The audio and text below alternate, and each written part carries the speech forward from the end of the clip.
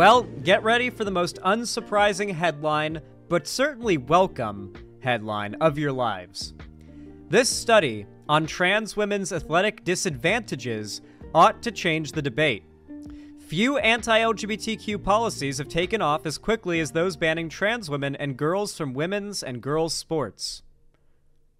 So, for those of you guys that are somehow not already aware, even in this country where there is a pretty broad acceptance of trans people among the general population, it's really just the hardcore Republicans, which do not make up a majority of the population, that are, like, who even care about trans people existing. Like, outside of the crazies that want to take their rights away, most people are either really on board or just don't care or know they exist, and that's fine, I guess, you know? Like, they couldn't care less. They're just like, whatever, you know, whatever. However, even among the average American, there is one issue when it comes to trans stuff that people lean more on the right with. And it's an issue the right has never let go of. It's been one of the most commonly reoccurring issues that they like to talk about, and that is trans women in sports. Now, to be very clear, they will rarely, if ever, talk about trans men in sports. Let me see if I can find this.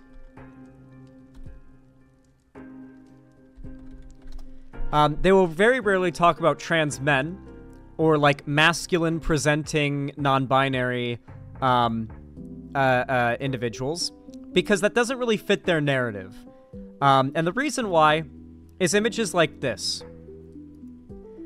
If you ever see a conservative sharing this image, and I have seen them share it sometimes, they will not tell you the truth about what is happening here and who is who. So as you can see, this is a cis woman who is being choked out by, if you know his name's Mac Beggs, thank you. He is at the time, 16-year-old trans man wrestler. Might have been older than 16. I think that's a tattoo. I think you have to be older than 16 to get a tattoo, or maybe 16 is when you can get a tattoo. I forget. Regardless, he is a trans man, and he was forced to compete against girls because of policies put into place by conservatives, by Republicans, by transphobes who don't want trans people competing against the gender that they identify with. And then you end up with situations like this. So if you ever see a conservative mention this, and I've seen it happen once or twice, they will tell you that this is a trans woman. They will outright lie to you, arguably say something somewhat transgender affirming, because if they're saying this is a trans woman, in their worldview, a trans woman is a man pretending to be a woman, so they just said they think this trans man is a man pretending to be a woman? But they can't engage with reality on this because if they're going to acknowledge this image exists, all they can do is try to turn it into something that agrees with them. So they try to make it seem like this is a very poorly passing trans woman allowed to compete against cis women, and look how much he's dominating her. You know? And it's hilarious that to say this, they have to validate this trans guy's identity. It's so funny. But they won't generally even, like, talk about this story or bring it up. But when they do, sometimes they might have genuinely been suckered into believing what they're saying happened is what happened there. But it's quite hilarious. Mac Beggs, pretty cool. Had to compete against women. It was really stupid. But this is what these people wanted. And sadly, there is a surprising amount of support for the restriction of trans people in sports. Of all the trans issues in regards to trans rights and all that stuff, the one wedge issue that the Republicans have on their side is the perception that trans people have an unfair advantage over cis people in sports. And, well, it kind of gives you some perspective on the privilege of the average American that the rights of a group of people ought to be decided about whether or not they have some level of advantage in sports. That's their biggest concern.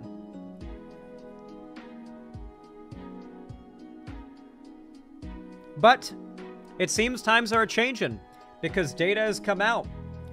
Some pretty new data as well. By new, I mean like literally less than 10 days old. A groundbreaking study that was sponsored by the International Olympic Committee and released late last week sought to compare a range of athletic abilities between trans athletes and their cisgender counterparts.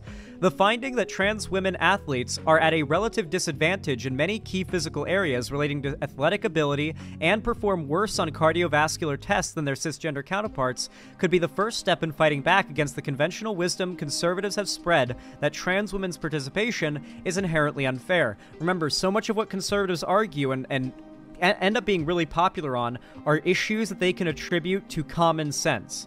If they can say, use common sense, men are stronger than women, they're born that way, that's how biology works, we're sexually dimorphic, so surely hormones, maybe, and some makeup and clothing changes won't change that. The reality is they prey on the ignorance of these issues that the average American has and move them more towards hate from something that seems like a very reasonable reservation. Like, maybe we shouldn't let the trans people into the sports. They might have a really big advantage, you know? So on and so forth, right? It just seems like common sense, right? Over the last few years, few anti-LGBTQ policies have taken off as quickly within mainstream politics as those banning trans women and girls from women's and girls' sports. Promoted by the success of trans college swimmer Leah Thomas, who won a national championship during her senior year, dozens of conservative states and sports administrators rushed headlong into outright bans on trans women's rights to participate equally in sports. The hilarious thing about all this is that for years and years they were complaining about this, but the response was always, name one trans woman who's won a gold medal. Name one trans woman who's, like, won the big sport game over cis people. It just hasn't happened. Like, the most they could point to is, like, there was a roller derby, and a lady who lost to a 12-year-old, that same roller derby, also lost to a trans woman. This is a clear, unfair advantage, you know what I mean? Like, came in 85th place, and also lost to a trans woman. That is why they lost, because of the trans woman. And the skateboarder, too, yeah. It sucks that, like, particularly women who are, like, not that great at sports in the realm of the Olympic sphere, when they lose, they'll huff the copium and say, I lost to a trans person, that's why, and end up being, like, a figurehead for anti-trans rights. Like, that is some real cucked shit. To lose, like, a sporting event to a trans person, to be so bitter about it. You become a conservative mouthpiece to advocate for trans people's rights to be taken away. But we said, like, point to one instance of this happening for years and years and years, right? And then finally, Leah Thomas won her event. And they finally had a single case in which a trans person won the gold, right? Won gold? Might not even have been gold, but regardless, won big. And that was enough for a torrent of conservatives to use it as ammo and, like, the main support structure for a massive push in anti-trans sports policy. All they needed was one single story. And now it's happening everywhere. It happened once that a trans person got, like, the medal. It happened once. Happened once. But once it happens once, they can talk about how it's happening everywhere.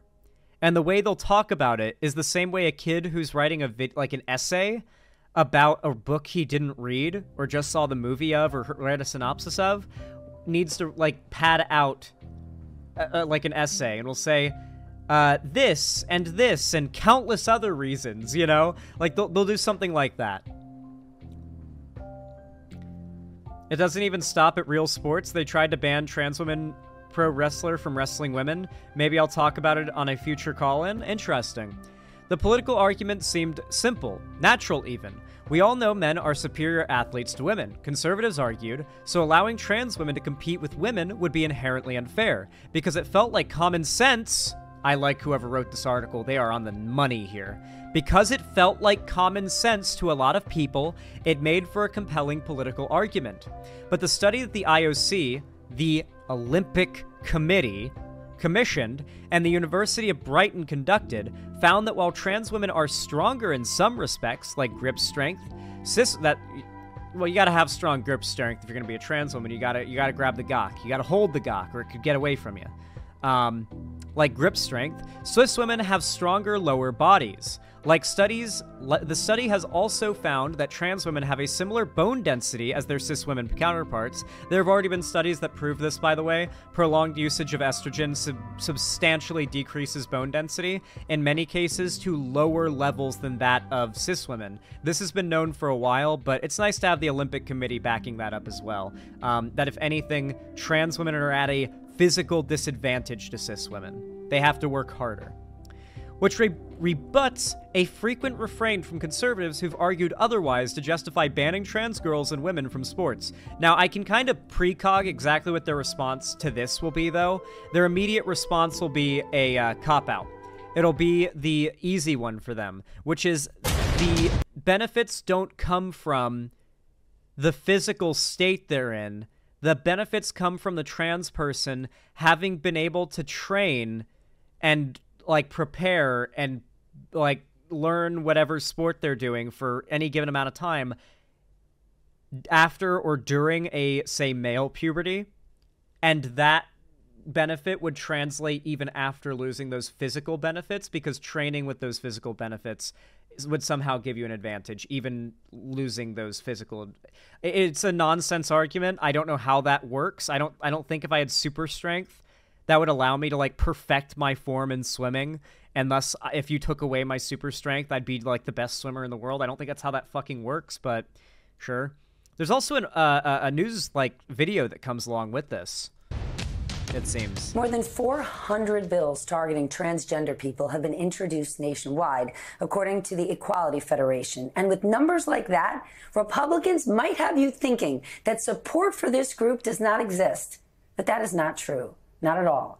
In fact, there are a lot of people that do not understand that this is a very, very vulnerable group, and they deserve to have their voices heard and their stories told.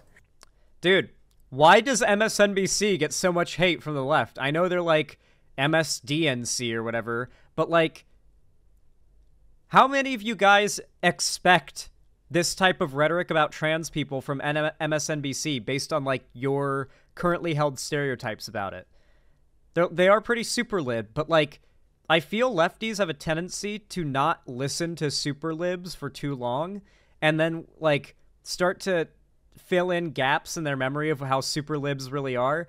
The super libs are annoying, but like this is like very good, you know? This is a big broadcast and a big figure on a big network who is actively educating people, many normies and like Gen X, boomer, like left-leaning people, Democrat voting people, and educating them on something that they're already likely to be willing to listen to. This is good. This is good coverage. This is undeniably good. And she sounds like empathetic to trans people too. Such bullshit. Really? Really? Like, I don't know. In fact, there are a lot of people that do not understand that this is a very, very vulnerable group, and they deserve to have their voices heard and this is bad coverage, their stories told. So I sat down with folks who are experts on the subject. Dr. Jack Turban, an assistant professor of child and adolescent psychiatry at the University of California, San Francisco. His research focuses on the mental health of transgender youth, with some of it even getting cited in major court cases. ESPN's Katie Barnes, author of the book Fair Play, How Sports Shape the Gender Debates, and triathlete Chris Mosier, one of the most successful transgender athletes in American history. We had a very important... Jesus lady, take a drink of water. She has vocal fry. Have you never heard older women speak? It's called vocal fry. Conversation that I am honored to share with you right now. Doctor, one of the biggest issues, there is just so much misinformation on the subject. There's this idea out there that kids are showing up to school on a Monday after getting bullied and saying, oh, it must be my gender. Today I'm going to be a boy, or I'm going to be a girl. Or that kids want to change their gender because it'll make them more competitive in sports. Is this happening? No. So I think what a lot of people don't understand, particularly for gender-affirming medical interventions, which is what people are concerned about, is that there's a very strict protocol for a doctor to ever consider prescribing those to a young. Yeah, I don't know why I didn't acknowledge it sooner, but baller. Cool. This guy's cool. protocol for a doctor to ever consider prescribing those to a young person. So a person would need to identify as transgender for at least 6 months to meet criteria for this diagnosis called gender dysphoria. And then they'd have to undergo a comprehensive mental health evaluation. That is if you're an adult, by the way. And in many cases, the comprehensive mental health evaluation, it's not just one doctor. It's 3, sometimes more. Because it's not just like you get your doctor and your doctor talks to you and says you've got gender dysphoria. And then that doctor says, okay, after a while, after some therapy, okay, here you go. Here's your hormones. And then after that, they're like, okay, now here, I'm going to do the surgery on you. That's not how it works. No. You have a doctor who can diagnose you with gender dysphoria. And they may recommend you to a doctor who can prescribe you hormones.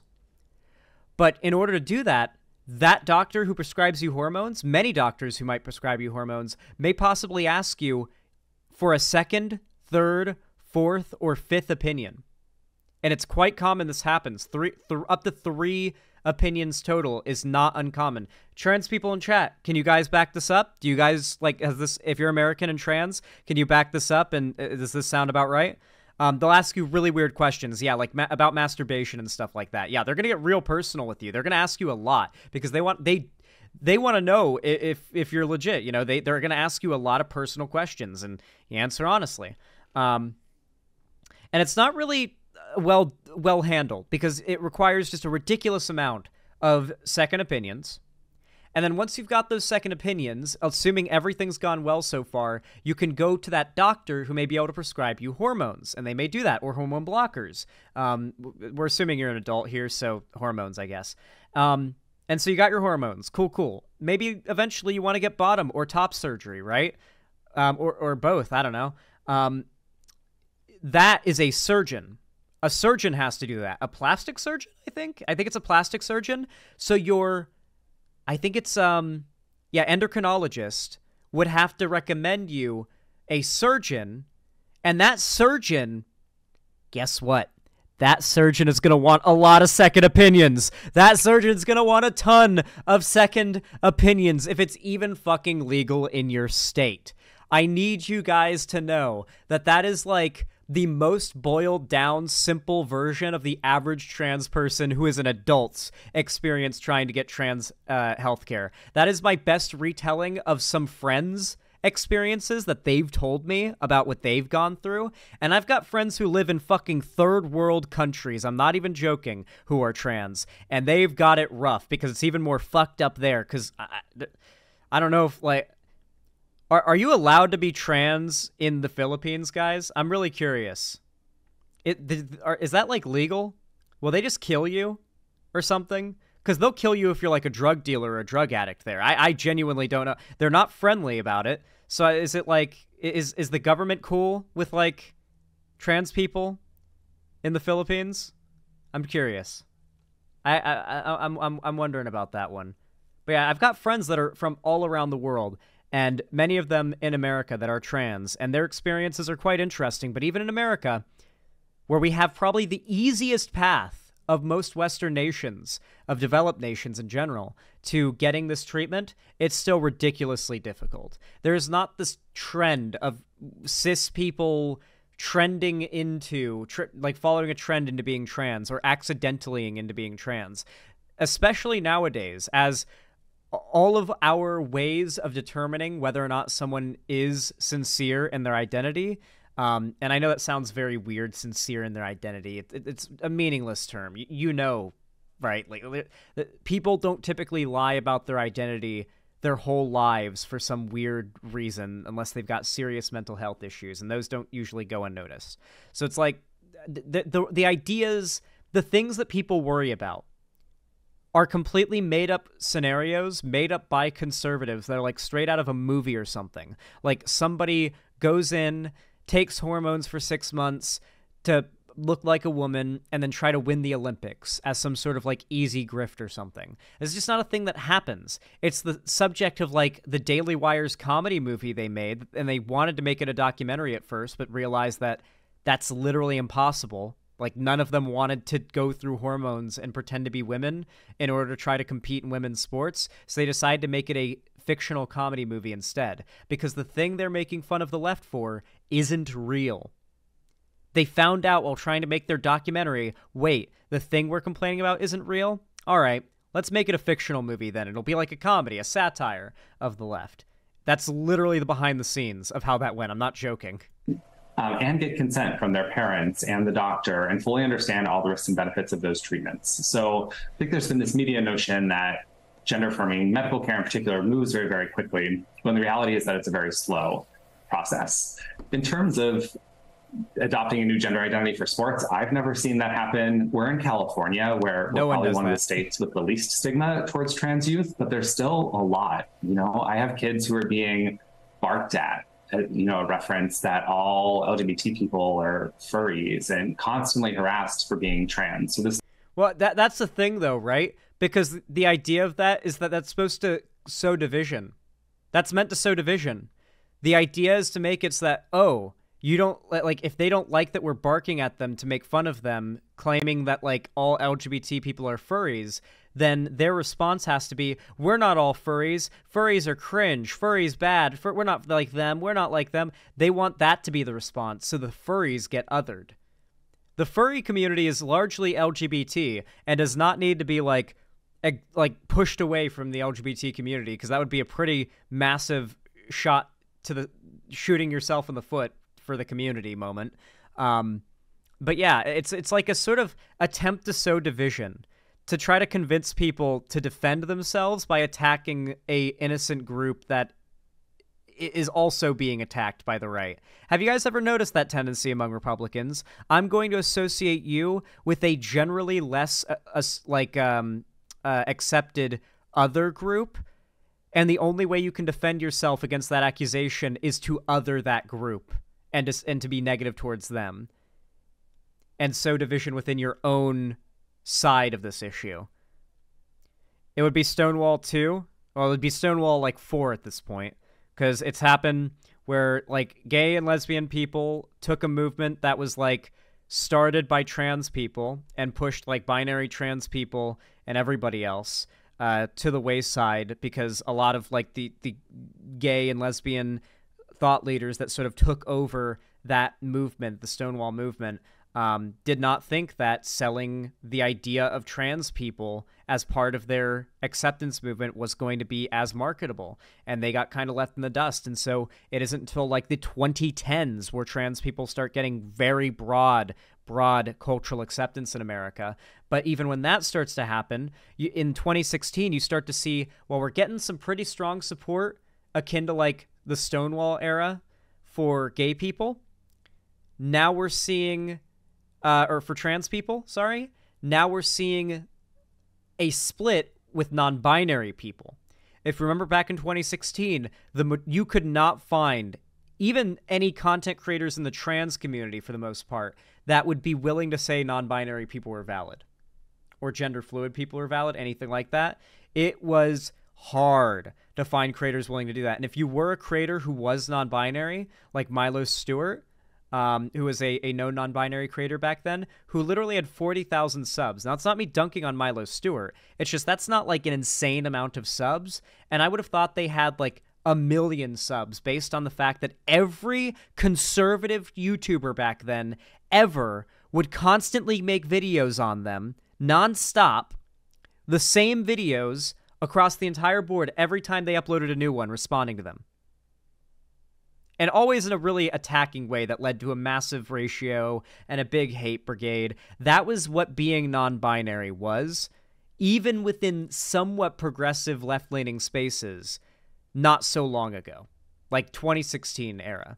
And then non-binary people started to see some pretty broad acceptance. I'd say like 2019, 2020 is when we started to see like a pretty larger, broader acceptance. And nowadays it's like, I'd say non-binary people are as accepted within the social political space as trans people were in 2016, like binary trans people. And so now, like, that's 3 Stonewalls, I guess. So it would be Stonewall 4 if they then created another schism to try to other the furries, because, I'm sorry, we're not going down the list any further, but you understand what I mean, all right? This is the history as I understand it. As a straight cis man who knows nothing about being gay, this is my very valuable opinion. This notion that they would sacrifice so much to be able to win in sports, given all the hostility they would face if they did that, I think it's just not a realistic understanding of how schools operate today. But one of the issues is a lack of information. So let's say a young boy wakes up and says, I'm a girl. What is the next thing that happens? Well, that's not how it works. Okay, so that's the thing, though. Even among fairly... I'm going to vomit a little as I say this word. Allied sources of media in regards to, like, the LGBT trans community and stuff, you're going to hear a lot of weird phrases like that. No one's waking up one morning and deciding they're a girl or deciding they're a boy. That's not how it works. Like, overwhelmingly, the reports you hear from trans people is that they have always felt something their whole lives. Many cases it was indescribable, and maybe as they got older it became more coherent and clear. But usually by the time they're able to make words, they're able to understand that they feel more like the other gender than the one they were assigned at birth. Or maybe it's like something completely different.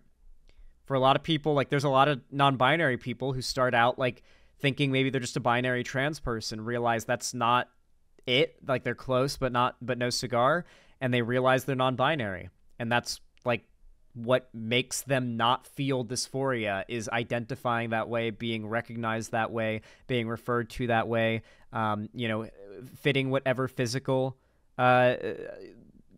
appearance they want to, because non-binary is a very broad range. You can be masculine non-binary, feminine non-binary, or hyper or super non-binary, as I like to say, which is when you're mega super duper androgynous non-binary. That's super non-binary. So yeah, it's like there's a lot of feelings that people will have had their whole lives. It's never they wake up one morning and they've decided. That's not a thing. That's not how it works. Really, not a lot. No one wakes up one morning and decides they're depressed, for example. Obviously, gender dysphoria and depression aren't really exactly the same, considering depression is a symptom of gender dysphoria. But like, no one wakes up one morning and decides they're depressed. It's a usually thing that sets in. And like in the case of gender dysphoria, as far as we can tell, it's always been there. Like, there's no evidence that it has anything to do with like development or like childhood or anything like that, because such a large majority of trans people report feeling the way they do as adults about their gender when they were very young, for as long as they can remember, for as long as they could understand what they were, you know? They might talk to their parents about that. And it's also going to depend on the age of the adolescent. So if it's someone before puberty, then maybe that parent might want to talk to the school or talk to a therapist, so that kid can be in talk therapy to understand what that means, right? So for some very young kids, things are confusing between what are gender roles, what is sex, what is gender, and sitting with a therapist can help them understand that. And it's not infrequent that they realize, oh, I'm a cisgender person who likes dolls. That's not an uncommon thing that happens as kids realize they just don't fit into gender roles. Yeah, a big part of this is also, like, talk to the kid and find out if they just maybe are a boy who likes playing with dolls and it's just a little unusual, but not a sign they're actually, like, a girl. Or if there's actually something going on there. That's part of what the whole medical gender clinic thing is all about, is finding out if this is just a boy who likes playing with dolls or actually a case of gender dysphoria. The article goes on, though.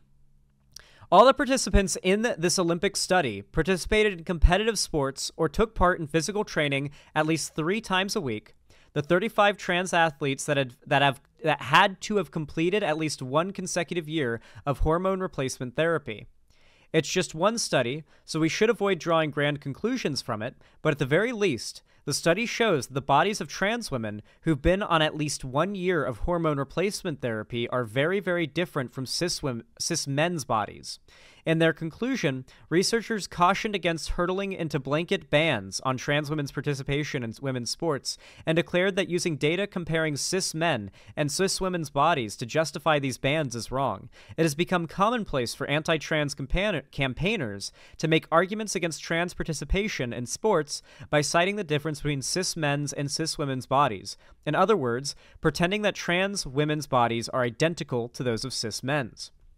We need more study on this issue, but at the very least, this should be a warning to legislators and sports administrators who want to make decisions based on data, not to rush to appease transphobic people who've been fermenting a panic over this issue. Conservatives, however, show no sign of slowing down in their persecution of trans athletes. Just this week, the conservative crusade against trans athletes reached a new low, as Oklahoma State athletic officials proposed punishing all elite wrestling for featuring a trans woman in its women's division during a show held in Oklahoma City. That's a professional wrestler where the outcomes are predetermined and scripted. That's professional wrestling, where the outcomes are predetermined and scripted. It's literally like a stage show. They want to legally punish all elite wrestling for letting a trans woman wrestle a cis woman in a staged pro wrestling stage event. Like the fake shit where they jump off like the wires and they it's like, whoa, and everyone's like, whoa, and then they like act out some like crazy drama like they're gonna kill each other. It's really dumb and cringe, but people have fun with it, and honestly, I kill the part of me that cringes, not the part that don't kill the part of me that's cringe, kill the part of me that cringes. That's what I think every day.